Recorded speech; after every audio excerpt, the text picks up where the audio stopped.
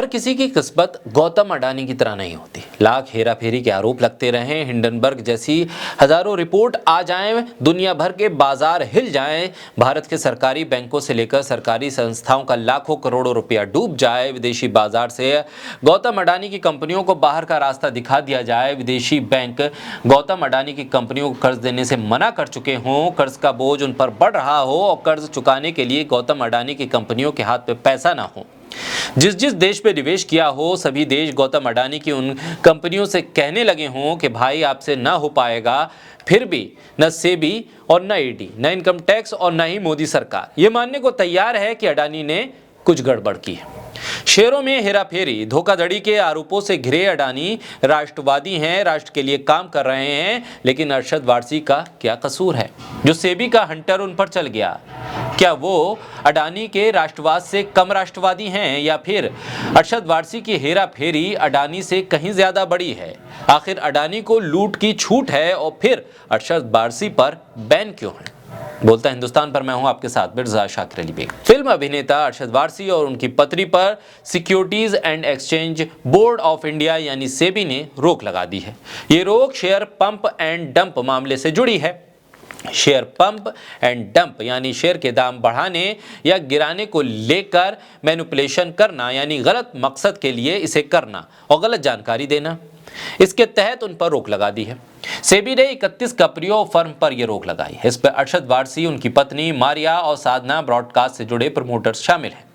आरोप है कि इन लोगों ने YouTube पर गलत जानकारी वाले वीडियो अपलोड किए जिससे निवेशक शेयर खरीद सके। YouTube चैनलों पर भ्रामक वीडियो अपलोड करके दो कंपनियों शार्पलाइन ब्रॉडकास्ट लिमिटेड और साधना ब्रॉडकास्ट लिमिटेड के शेयर प्राइस में हेराफेरी करने के आरोपों की जांच के बाद यह फैसला लिया गया। सेबी ने पाया कि कुछ YouTube चैनलों पर गुमराह करने वाले वीडियो के जरिए दो कंपनियों के शेयरों में गड़बड़ी की जा रही थी। निवेशकों को असाधारण प्रॉफिट के लिए साधना ब्रॉडकास्ट लिमिटेड और शार्पलाइन ब्रॉडकास्ट लिमिटेड के शेयर खरीदने की सलाह दी गई। अरशद वारसी और उनके परिवार के लोगों पर साधना ब्रॉडकास्ट के मामले में एक्शन लिया गया है। साधना ब्रॉडकास्ट के कुछ प्रमोटर शेयर होल्डर की मैनेजमेंट, पर्सनल और नॉन प्रमोटर शेयर होल्डर जिनके पास कंपनी में 1% से ज्यादा शेयर होल्डिंग थी, उन्होंने अपनी होल्डिंग का एक बड़ा हिस्सा बड़ी कीमतों पर बेच दिया और मुनाफा बुक किया।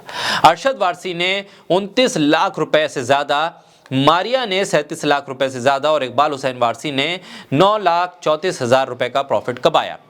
20 मई 2022 को साधना ब्रॉडकास्ट के शेयर का भाव ₹5.70 था। 12 अगस्त 2022 को शेयर का भाव बढ़कर ₹33.20 हो गया। 15 फरवरी को भाव वापस ₹5.50 पे आ गया। बड़े भाव पर प्रमोटर्स ने भी शेयर बेचे। वहीं शार्पलाइन ब्रॉडकास्ट के शेयर का भाव 25 मार्च 2022 को ₹7.35 था। 13 जून 2022 को भाव बढ़कर ₹53.30 हो गया। फिर 2 मार्च 2023 को भाव वापस ₹6.80 आ गया।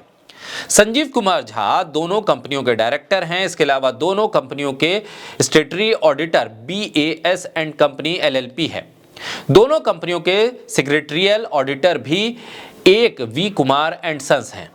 रजिस्ट्रार और ट्रांसफर एजेंट भी एक ही हैं, स्काईलाइन फाइनेंशियल। वहीं शार्पलाइन ब्रॉडकास्ट की साधना ब्रॉडकास्ट में 9.4% हिस्सेदारी है। सेबी ने पाया कि अप्रैल और जुलाई 2022 के बीच दोनों कंपनियों के शेयरों की कीमत और वॉल्यूम में अचानक बढ़ोतरी हुई। साधना ब्रॉडकास्ट के जुलाई 2022 में झूठ और भ्रामक वीडियो 2 YouTube चैनलों एडवाइजर और मनी वाइज पर अपलोड किए गए।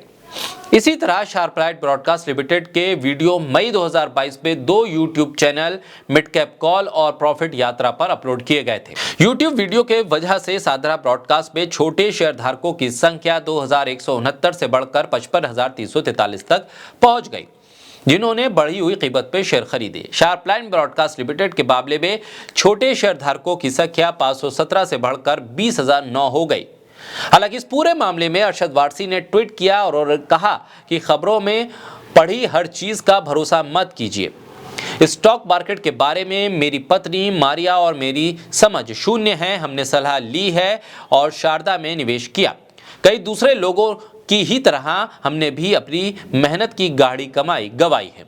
लेकिन ऐसे में सवाल यह है कि अरशद वारसी के लिए सेबी की तरफ से एक नियम है और अडानी के लिए दूसरा नियम। अरशद वारसी का मामला अभी सोशल मीडिया प्लेटफॉर्म के जरिए पहुंचा है। हालांकि अडानी के मामले पर देश नहीं बल्कि विदेशों तक में हल्ला है। बड़े बड़े अखबारों में यह खबर छपी है, हर टीवी चैनल इसे कवर कर रहा है, लेकिन बावजूद इसके लाखों करोड़ों रुपया निवेशकों का डूबा सेबी की तरफ से हलचल अडानी के मामले में हो नहीं रही थी। सेबी इस पर खामोश था। आरोप ये भी लगे हैं कि सेबी में अडानी के रिश्तेदार मौजूद है, इसलिए अडानी पर कार्रवाई नहीं हो रही है। लेकिन अरशद वारसी पर कार्रवाई हो जाती है। क्या अरशद वारसी की धोखाधड़ी बहुत बड़ी थी अडानी से, या फिर अडानी ज्यादा करीबी थे सरकार के इसलिए सेबी की हिम्मत नहीं हो रही है, या ये मान लिया जाए कि सेबी में बैठे अडानी के रिश्तेदार इस जांच को आगे नहीं बढ़ने दे रहे थे। अब जब सुप्रीम कोर्ट ने इस कदम को आगे बढ़ाया है तो क्या सेबी निष्पक्ष तौर पर जांच करेगा, क्योंकि अडानी के रिश्तेदार सेबी में मौजूद हैं और सेबी ही अगर जांच करेगी या सेबी से जुड़े हुए तमाम लोग सुप्रीम कोर्ट के पैनल में मौजूद होने के बाद जांच करेंगे तो फिर उसका नतीजा क्या आएगा। सवाल यह है कि अगर अरशद वारसी पर शेयरों में धोखाधड़ी हेराफेरी के आरोपों पर जांच करने के बाद बैन लग सकता है तो फिर अडानी पर क्यों नहीं।